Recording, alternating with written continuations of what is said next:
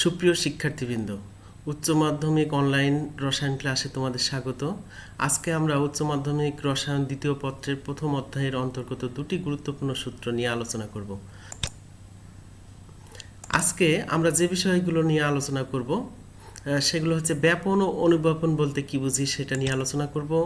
গ্রাহামের ব্যাপন সূত্র আলোচনা করব। এরপরে আংশিক চাপ নিয়ে আলোচনা করব। আংশিক চাপ বলতে আমরা কি বুঝি।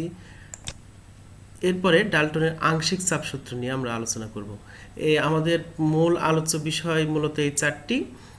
এর সাথে আমরা এই দুটি সূত্রের, গ্রাহামের ব্যাপন সূত্র এবং ডাল্টনের আংশিক চাপ সূত্রের উপর গাণিতিক দুটি সমস্যা সমাধান করব। প্রথমে আসি, ব্যাপন বলতে কি বুঝি। ব্যাপন হলো এমন একটি স্বতঃস্ফূর্ত প্রক্রিয়া যাতে অণু, পরমাণু বা আয়ন উচ্চ ঘনত্বের অঞ্চল হতে নিম্ন ঘনত্বের দিকে সুষমভাবে ছড়িয়ে পড়ে। তাহলে কি হলো, স্বতঃস্ফূর্ত প্রক্রিয়া যাতে অণু, পরমাণু বা আয়ন উচ্চ ঘনত্বের অঞ্চল হতে নিম্ন ঘনত্বের দিকে সুষমভাবে ছড়িয়ে পড়বে। আর যদি গ্যাসীয় কণা হয় তাহলে উচ্চ চাপ অঞ্চল হতে নিম্নচাপ অঞ্চলের দিকে ছড়িয়ে পড়বে। আমরা উদাহরণ দিতে পারি, পটাশিয়াম পারম্যাঙ্গানেটের ছোট্ট একটি দানা পানিতে যোগ করলে ধীরে ধীরে এর কণাগুলো সুষমভাবে সর্বত্র ছড়িয়ে পড়ে। আমরা জানি পটাশিয়াম পারম্যাঙ্গানেট পানিতে দিলে পিঙ্ক বা গোলাপি বর্ণ ধারণ করে। এর ছোট্ট একটি দানা যদি আমরা এক গ্লাস পানিতে আস্তে করে ছেড়ে দিই তাহলে দানাটি থেকে এর কণাগুলো ধীরে ধীরে সমস্ত দ্রবণে একসময় সুষমভাবে ছড়িয়ে পড়বে। এটা একটা ব্যাপন প্রক্রিয়া। বদ্ধ ঘরে সুগন্ধি বোতলের মুখ খুলে রাখলে ঘরের সর্বত্র সুগন্ধি ছড়িয়ে পড়ে। আমরা যদি কোনো বদ্ধ ঘরে কোনো পারফিউম বা সুগন্ধির মুখ খুলে রাখি তাহলে দেখা যাবে যে পুরো ঘরে সুগন্ধিটা ছড়িয়ে পড়েছে। এটাও একটা ডিফিউশনের বা ব্যাপনের উদাহরণ। আমরা এখানে দেখতে পাচ্ছি যে এটা উচ্চ ঘনত্বের কণাগুলো উচ্চ ঘনত্বে কম্প্যাক্ট অবস্থায় আছে। তারপরে এটা যদি আমরা এই কণাগুলোকে যদি আমরা ছড়িয়ে দিতে চাই তাহলে দেখব যে কি একসময় এরকমভাবে সুষমভাবে এটা চারিদিকে ছড়িয়ে গেছে। এটা ব্যাপনের একটি উদাহরণ। আবার আমরা এখানে দেখতে পাচ্ছি একটি পদার্থ সামান্য পরিমাণ পানিতে দেওয়া হয়েছে, সেটা প্রাথমিক অবস্থায় এইভাবে থাকবে। কিছুক্ষণ পরে এটা কিছু দূর বেশি পরিমাণ ছড়িয়ে যাবে, এরপরে আরও সময় যখন যাবে আরও ছড়িয়ে যাবে। তারপরে এক সময় যদি আমরা এটা আরও পর্যবেক্ষণ করি তাহলে দেখব যে কি এক সময় এটা সমস্ত দ্রবণ সমস্ত দ্রাবকের মধ্যে সুষমভাবে ছড়িয়ে পড়েছে। এটা হচ্ছে ব্যাপনের উদাহরণ। আমরা অনুব্যাপন বা নিঃসরণ, যাকে ইফিউশন বলি, এটা বলতে কি বুঝি আমরা একটু দেখি। অনুব্যাপন বা নিঃসরণ হলো এমন একটি প্রক্রিয়া যাতে গ্যাস পাত্র হতে গ্যাসীয় অণুসমূহ খুবই সরু ছিদ্রপথ, যাকে আমরা পিনহোল বলি, দিয়ে উচ্চচাপ অঞ্চল হতে নিম্নচাপ অঞ্চলের দিকে ছড়িয়ে পড়ে। অর্থাৎ কি হবে, অনুব্যাপন বা নিঃসরণ হলো এমন একটি প্রক্রিয়া যাতে কি হবে, গ্যাস পাত্র হতে গ্যাসীয় অণুসমূহ খুবই ছিদ্রপথ অর্থাৎ পিনহোল দিয়ে আমার গ্যাসীয় কণাগুলো ছড়িয়ে পড়বে। কোথা থেকে? উচ্চচাপ অঞ্চল হতে নিম্নচাপ অঞ্চলে দিয়ে। যে সরু ছিদ্র পথ দিয়ে গ্যাস বেরিয়ে যাবে তার ব্যাস অণুর গড়মুক্ত পথের চেয়ে অনেক কম হলেই কেবল তাকে অনুব্যাপন বলতে পারবো। অর্থাৎ গড়মুক্ত পথ বা মিন ফ্রি পাথ বলতে বোঝায় যে কি কোনো গ্যাসীয় কণা যদি তার চলার পথে পরপর দুটি সংঘর্ষ ঘটে তার মধ্যবর্তী গড় দূরত্বটি হচ্ছে গড়মুক্ত পথ। তাহলে আমাদের এই গড়মুক্ত পথের চাইতে গ্যাসের পিনহোলের ব্যাসটা অনেক ছোট হতে হবে, তবে আমরা কি করব, এটাকে বলতে পারবো যে কি এটা অনুব্যাপন বা নিঃসরণ। আমরা এখানে দেখতে পাচ্ছি যে এখানে হিলিয়াম গ্যাস এই অণুগুলো এটা দ্বারা, এই গোল চিহ্ন দ্বারা হিলিয়াম পরমাণুকে বোঝানো হয়েছে। এটা একটা গ্যাস। এটা যদি এই চেম্বারে আছে, এই খুবই এই যে অ্যারোটা দেখাচ্ছে যে এটা একটা পিনহোল অর্থাৎ খুবই সরু ছিদ্র পথ। এই পথ দিয়ে গ্যাস এখানে উচ্চচাপে আছে। এটা যদি ভ্যাকাম থাকে, প্রাথমিক অবস্থায় এটা ভ্যাকাম ছিল, তাহলে এটা বায়ুশূন্য নিম্নচাপ, এটা উচ্চচাপ। গ্যাসীয় কণাগুলো এই পিনহোলের মধ্য দিয়ে কি হবে, এই ছড়িয়ে পড়বে। এটাকে আমরা বলবো অনুব্যাপন। একইভাবে আমরা ইথাইলিন অক্সাইডের কথা বলতে পারি যে কি একটা উচ্চচাপে একটা কি আছে, ইথাইলিন গ্যাসগুলো এই চেম্বারে আছে, একটা ছোট্ট পিনহলের মধ্যে দিয়ে একটা ফাঁকা ঘরে ইথাইলিন গ্যাসগুলো আস্তে আস্তে ছড়িয়ে পড়বে। এটা একটা অনুব্যাপন বা নিঃসরণ। আমরা এই একই জিনিসটা বলতে পারি যে এটা উচ্চচাপ অঞ্চলে আছে, একটা সরু ছিদ্রপথ দিয়ে আস্তে আস্তে ভ্যাকাম বা ফাঁকা জায়গায় ছড়িয়ে পড়ছে। আরও উদাহরণ দিতে পারি, একই ধরনের এই কণাগুলো উচ্চচাপে আছে, এটা ভ্যাকাম বা বায়ুশূন্য, এই ছিদ্রপথ দিয়ে পিনহল দিয়ে আস্তে আস্তে গ্যাসীয় কণাগুলো এই ফাঁকা জায়গায় সুষমভাবে ছড়িয়ে পড়বে। এটা হচ্ছে কি অনুব্যাপন। গ্রাহামের ব্যাপন সূত্রের বিবৃতি: নির্দিষ্ট তাপমাত্রার চাপে কোনো গ্যাসের ব্যাপন বা অনুব্যাপন হার গ্যাসের ঘনত্বের বর্গমূলের ব্যস্তানুপাতিক। অর্থাৎ তিনি বললেন তাপমাত্রা স্থির থাকবে, চাপ স্থির থাকবে, কোনো গ্যাসের ব্যাপন বা অনুব্যাপন হার গ্যাসের ঘনত্বের বর্গমূলের ব্যস্তানুপাতিক হবে। তাহলে আমরা একটু দেখি, নির্দিষ্ট তাপমাত্রার চাপে একটি গ্যাসের ব্যাপন হার অথবা অনুব্যাপন হার যদি আর হয় এবং গ্যাসের ঘনত্ব যদি ডি হয়, তবে গ্রামের সূত্র অনুযায়ী আমরা লিখতে পারি R is proportional root all over 1/d। যেহেতু বলছে বর্গমূলের ব্যস্তানুপাতিক, তাহলে বর্গমূল হলো আর 1/d। তাহলে এটা হচ্ছে গ্যাসের ঘনত্ব এবং এটা হচ্ছে কি ব্যাপন হার বা অনুব্যাপন হার। আমরা এবার গাণিতিক রূপটা দেখব। গ্রাহামের সূত্র হতে পাই, আমরা যদি সমানুপাতিক চিহ্ন উঠাই দিই তাহলে আমরা জানি যে কি একটা ধ্রুবক আসে, তাহলে সেই ধ্রুবকটা হচ্ছে কে, তাহলে R equal to K root all over 1/d লিখতে পারি, যেখানে কে একটি সমানুপাতিক ধ্রুবক। ধরি একই তাপমাত্রার চাপে দুটি গ্যাসের ব্যাপন হার যথাক্রমে R1 ও R2 এবং ঘনত্ব যথাক্রমে D1 ও D2। তাহলে ওপরের সমীকরণ অনুযায়ী আমরা লিখতে পারি, আমরা দুটা কন্ডিশন ধরলাম, একই তাপমাত্রার চাপে দুটি গ্যাসের একটার ব্যাপন হার R1 আর একটার ব্যাপন হার R2 এবং ঘনত্ব যথাক্রমে D1 এবং D2। তাহলে এই সূত্র অনুযায়ী আমরা কি লিখতে পারি সেটা একটু দেখি। R1 সমান লিখতে পারি K into root all over 1/d1, এক নম্বর সমীকরণ দিলাম। R2 সমান কে রুট অল ওভার 1/d2। তাহলে দুটা গ্যাসের জন্য আমরা দুটা সমীকরণ পাচ্ছি, যেখানে কে হচ্ছে সমানুপাতিক ধ্রুবক। এবার আমরা এক নম্বর সমীকরণকে দুই নম্বর সমীকরণ দ্বারা ভাগ করে পাই, এক নম্বরকে দুই নম্বর সমীকরণ দ্বারা ভাগ করবো। তাহলে বাম সাইডে কি থাকবে, R1 ডিভাইডেড বাই R2 সমান কে কেটে গেছে root all over D2 divided by D1। এই সমীকরণটা আমরা পাই। এক নম্বর সমীকরণকে যদি দুই নম্বর সমীকরণ দ্বারা ভাগ করি তাহলে আমরা এই সমীকরণটা পাই। আবার একই তাপমাত্রার চাপে সকল গ্যাসের মোলার আয়তন সমান, আমরা জানি একই তাপমাত্রার চাপে সকল গ্যাসের মোলার আয়তন সমান। ধরি গ্যাস দুটির আণবিক ভর যথাক্রমে M1 M2 এবং এদের মোলার আয়তন হচ্ছে কি V। তাহলে আমরা এবার ধরলাম যে কি আণবিক ভর M1 একটার আর একটার M2 এবং এদের মোলার আয়তন V, কারণ কি তাপমাত্রা এবং চাপ ফিক্সড। তাহলে আমরা লিখতে পারি D1 সমান M1 ডিভাইডেড বাই V এবং D2 সমান M2 ডিভাইডেড বাই V। যেহেতু ঘনত্ব সমান আমরা জানি ভর বাই আয়তন, তাহলে প্রথমটার ঘনত্ব D1 এবং আণবিক ভর M1 আর তার আয়তন V। একইভাবে D2 সমান আমরা লিখতে পারি M2 ডিভাইডেড বাই V।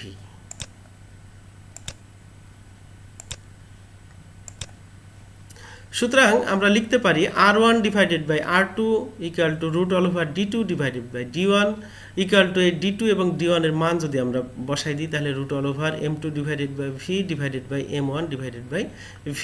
তাহলে এই V আর এই V কেটে যায়, তাহলে থাকে root all over M2 divided by M1।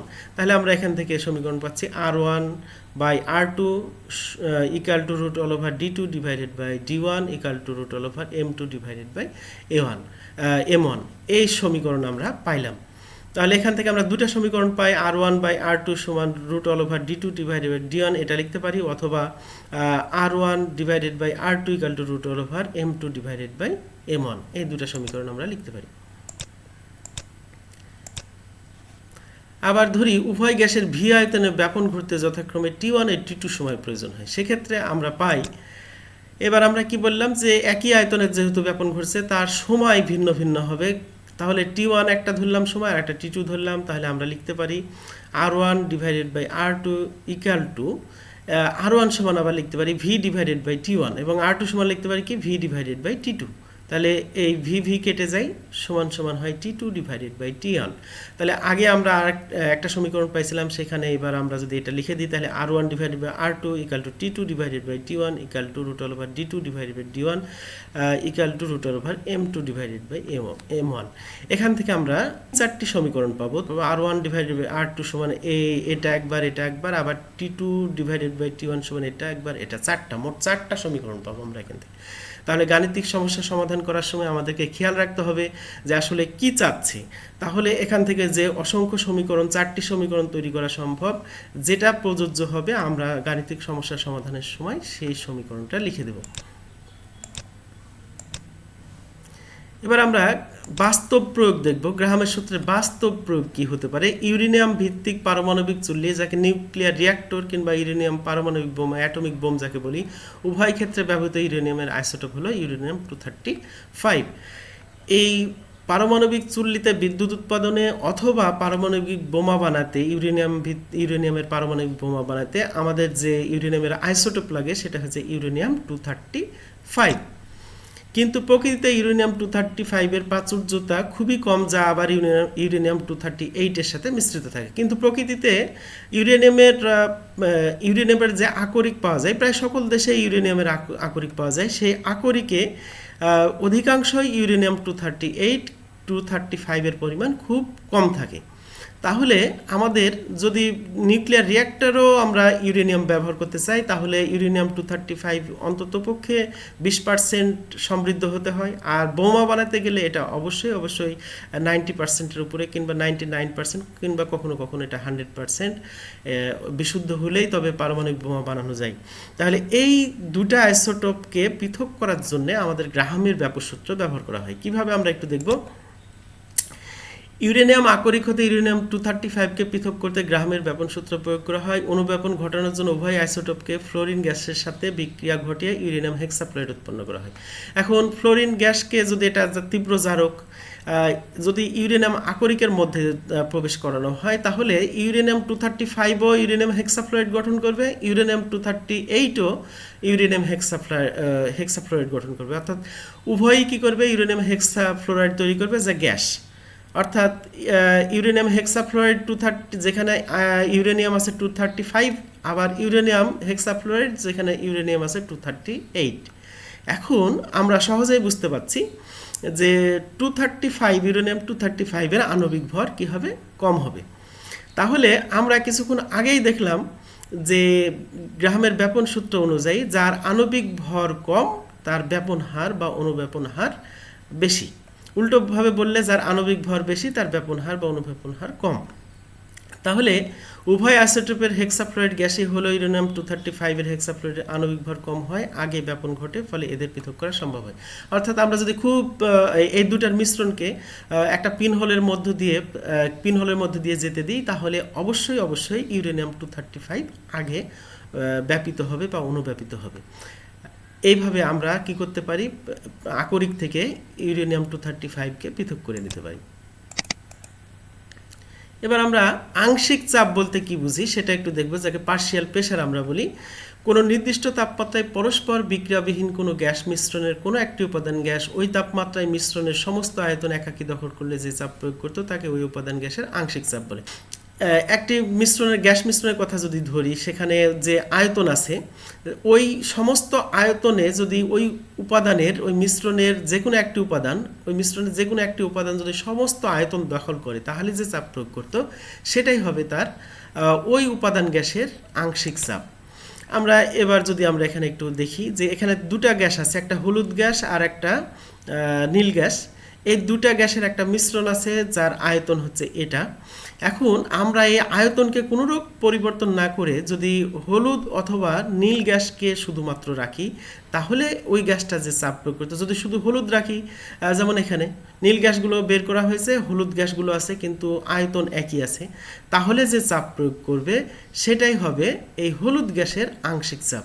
আবার যদি আমরা একই আয়তন রাখি, এবার হলুদকে বের করে দেবো, শুধু নীলকে রাখবো, তাহলে নীল গ্যাসটা যে চাপ প্রয়োগ করতো এই নতুন অবস্থায় যে চাপ প্রয়োগ করবে সেটাই হবে নীল গ্যাসের আংশিক চাপ। এটা হলো আমরা দেখলাম আংশিক চাপ বলতে কি বোঝায়।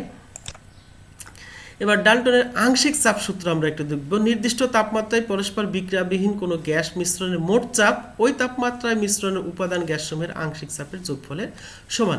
অর্থাৎ একটি গ্যাস মিশ্রণের মোট চাপ হবে ওই মিশ্রণে বিদ্যমান উপাদানগুলোর আংশিক চাপের যোগফলের সমান। তাহলে আমরা লিখতে পারি পিএম হচ্ছে মিশ্রণ বা মিক্সচারের মোট চাপ পি যদি হয়, তাহলে একটা উপাদানের চাপ আংশিক চাপ যদি P1 হয়, আর একটা যদি P2 হয়, ডট ডট ডট ডট, এবং সর্বশেষেরটা যদি Pn হয়, তাহলে আমরা লিখতে পারি Pm = P1 + P2 + dot dot dot plus Pn। এটা হচ্ছে ডাল্টনের আংশিক চাপ সূত্র, যেখানে Pm হলো মিশ্রণের মোট চাপ এবং P1 P2 dot dot Pn ইত্যাদি হলো উপাদানসমূহের আংশিক চাপ। আমরা আগের উদাহরণটাকে একটু বিবেচনায় নিব। আগের উদাহরণে বিবেচনা নিলে আমরা দেখতে পাচ্ছি এখানে যেটা বললাম, এখান থেকে শুরু করে এই পর্যন্ত দেখালাম আয়তন ও তাপমাত্রা ধ্রুবক। অর্থাৎ এই তিনটা পাত্রেই কি করা হয়েছে, আয়তন এক এবং তাপমাত্রাও এক। তাপমাত্রা ধ্রুবক, আমরা বিক্রিয়ার শর্তেই আছে যে নির্দিষ্ট তাপমাত্রা হতে হবে, তাহলে তাপমাত্রা ধ্রুবক এবং আয়তন নির্দিষ্ট। এখন এখানে যেটা করেছি যে আমাদের এই একই আয়তনে শুধু নীল গ্যাস রাখা হয়েছে এখানে, তাহলে নীল গ্যাসের রিডিং দেখাচ্ছে, ব্যারোমিটারের রিডিং দেখাচ্ছে 1 ইউনিট, আংশিক চাপ 1 ইউনিট।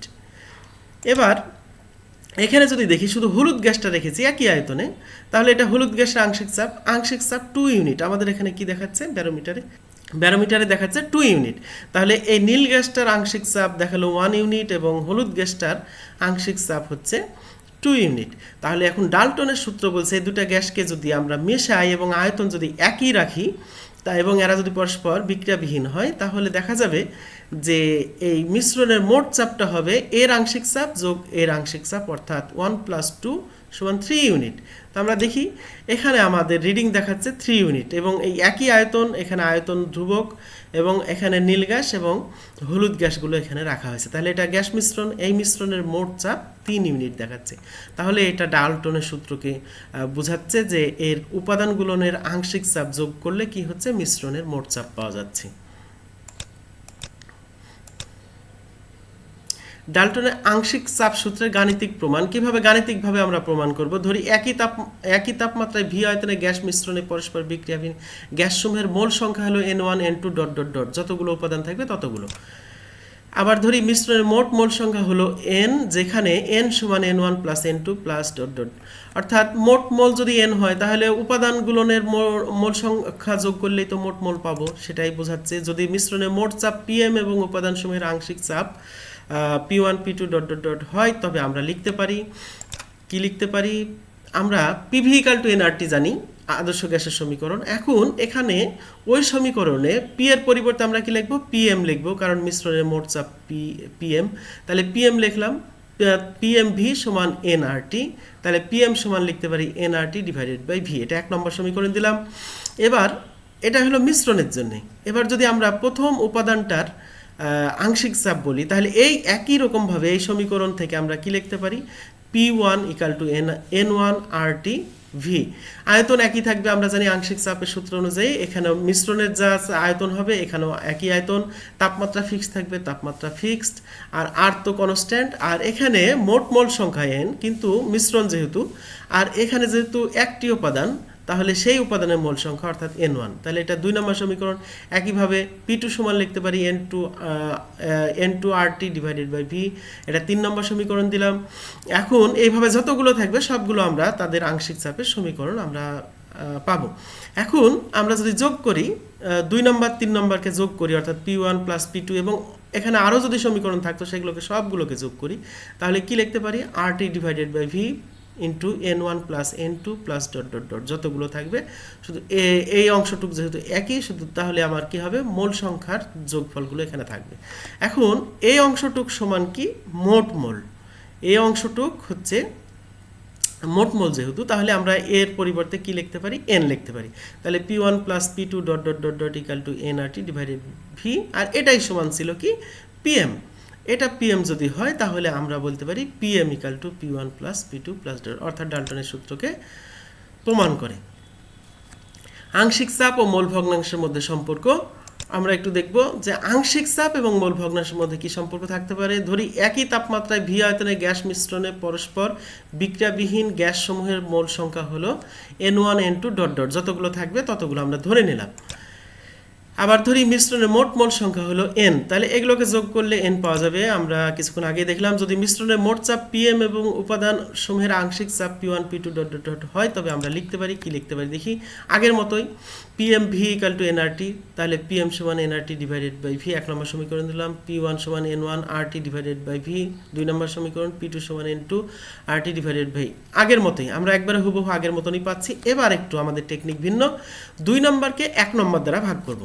তাহলে 2 নম্বরকে যদি 1 নম্বর দ্বারা ভাগ করি, তাহলে আমরা কি পাচ্ছি যে P1 উপরে, 2 নম্বর সমীকরণ এটা, তাহলে P1 উপরে, নিচে কি হবে, PM হবে। নিচে PM থাকলো, তাহলে P1/PM = আমরা লিখতে পারি N1 RT / V V / nRT। কারণ কি, এটা উল্টাই যাবে, উল্টাই গেলে উপরে V আসবে, নিচে nRT আসবে। তাহলে এই V কেটে যায়, আর টি কেটে যায়, শুধু N1 ডিভাইডেড বাই N। এখন আমাদের N হচ্ছে মোট মোল সংখ্যা আর N1 হচ্ছে কি প্রথম উপাদানের মোল সংখ্যা। তাহলে আমরা মোল ভগ্নাংশের সংজ্ঞা অনুযায়ী জানি যে কোনো একটি উপাদানের মোল সংখ্যাকে যদি মিশ্রণের মোট মোল সংখ্যা দ্বারা ভাগ করা হয় তাহলে ওই সংখ্যাটাকে আমরা কি বলবো, ওই উপাদানের মোল ভগ্নাংশ বলবো। অর্থাৎ এটা হচ্ছে কি x1, মোল ভগ্নাংশকে আমরা x1 দ্বারা প্রকাশ করি। তাহলে এটা হচ্ছে কি প্রথম উপাদানের মোল ভগ্নাংশ। মোল ভগ্নাংশ সমান কোনো উপাদানের মোল সংখ্যা ডিভাইডেড বাই মিশ্রণের মোট মোল সংখ্যা। তাহলে আমরা এখান থেকে বলতে পারি P1 = PM × x1। অর্থাৎ তাহলে কি হলো, এই P1 কি আংশিক চাপ, PM হচ্ছে মোট চাপ, মিশ্রণের মোট চাপ, আর x1 হচ্ছে প্রথম উপাদানের মোল ভগ্নাংশ। তাহলে কি লিখতে পারি, কোনো উপাদানের আংশিক চাপ সমান মিশ্রণের মোট চাপ ইনটু উপাদানের মোল ভগ্নাংশ। তাহলে এই সমীকরণ থেকে আমরা এটা বলতে পারি, কোনো উপাদানের আংশিক চাপ সমান মিশ্রণের মোট চাপ গুণন উপাদানের মোল ভগ্নাংশ। একইভাবে আমরা যদি এই 2 নম্বর সমীকরণকে 3 নম্বর সমীকরণকে 1 নম্বর সমীকরণ দ্বারা ভাগ করি তাহলে আমরা এখানে কি দেখতে পাবো, P2 = PM × x2। এইভাবে আমরা প্রতিটি উপাদানের জন্যে আংশিক চাপের সমীকরণ বের করতে পারবো। এবার আমরা দুটি গাণিতিক সমস্যা নিয়ে আলোচনা করব। একটা হচ্ছে গ্রাহামের ব্যাপন সূত্র ভিত্তিক আর একটা হচ্ছে ডাল্টনের আংশিক চাপ সূত্র ভিত্তিক। তো প্রথমটা একটা দেখি, একটি সূক্ষ্ম ছিদ্রের মধ্য দিয়ে 100 সেন্টিমিটার কিউব আয়তনের এ গ্যাসের নিঃসরণ ঘটতে সময় লাগে 290 সেকেন্ড, 290 সেকেন্ড লাগে। কার? এ গ্যাসের কত পরিমাণ? 100 সেন্টিমিটার কিউব। অন্যদিকে একই অবস্থায় কার্বন ডাই অক্সাইড গ্যাসের একই আয়তনের নিঃসরণ ঘটতে সময় লাগে 230 সেকেন্ড, অর্থাৎ 230 সেকেন্ড। এ গ্যাসের আণবিক ভর কত সেটা জানতে চাচ্ছে। তাহলে আমরা একটু দেখি এর সমাধান কি হতে পারে। আমরা এখান থেকে কি দেওয়া আছে, সময় দেওয়া আছে এবং একটার আণবিক ভর দেওয়া আছে আর একটার আণবিক ভর চাচ্ছে। তাহলে আমরা কি লিখতে পারি, T2 / T1 = √M2 / M1। T1 = 290 second, 290, এবং T2 = 230 সেকেন্ড। M2 সমান কার্বন ডাই অক্সাইডের কথা বলে দিচ্ছে, তাহলে কার্বন ডাই অক্সাইডের আণবিক ভর 44 গ্রাম। তাহলে M1 সমান কত আমাদেরকে বের করতে হবে। তাহলে এই সমীকরণের সবগুলো মান, উপরে 230, নিচে 290 = উপরে 44 / M1। তাহলে M1 সমান আমরা পাই 69.95 গ্রাম, অর্থাৎ ওই গ্যাসটির আণবিক ভর 69.95 গ্রাম। এবার আরেকটা আমরা ওই গাণিতিক সমস্যা দেখব। 25 ডিগ্রি সেলসিয়াস তাপমাত্রায় বায়ুতে জলীয় বাষ্পের মোল ভগ্নাংশ হলো 0.0287 এবং বায়ুর মোট চাপ হলো 0.977 ATM বা অ্যাটমসফিয়ার। ওই বায়ুতে জলীয় বাষ্পের আংশিক চাপ কত? অর্থাৎ জলীয় বাষ্পের আংশিক চাপ জানতে চাচ্ছে। আমরা সমাধান দেখি। আমরা জলীয় বাষ্পের আংশিক চাপ সমান কি লিখতে পারি, মিশ্রণের মোট চাপ গুণন জলীয় বাষ্পের মোল ভগ্নাংশ। তাহলে মিশ্রণের মোট চাপ সমান বলছে 0.977 অ্যাটমসফিয়ার, আর পানির জলীয় বাষ্পের মোল ভগ্নাংশ বলছে 0.0287। তাহলে পানির আংশিক চাপ কত? আমরা জাস্ট এই দুইটা মানকে গুণ করে দিলেই আমাদের কাঙ্ক্ষিত রেজাল্ট, অর্থাৎ 0.028। ধন্যবাদ সবাইকে। অনুমান করছি কেউই আসলে সিরিয়াসলি পড়াশোনার মধ্যে তোমরা নাই। একই সাথে প্রত্যাশা করছি যে তোমরা পড়াশোনার মধ্যে থাকবে, স্বাস্থ্যবিধি মেনে ঘরেই থাকবে, খুব প্রয়োজন ছাড়া বাসার বাইরে যাবে না, অযথা ঘোরাঘুরি করবে না, এবং যেখানেই যাবে সেখানে স্বাস্থ্যবিধি মেনে চলবে। এই প্রত্যাশা ব্যক্ত করে আজকের মতো এখানেই শেষ করছি। ধন্যবাদ সবাইকে।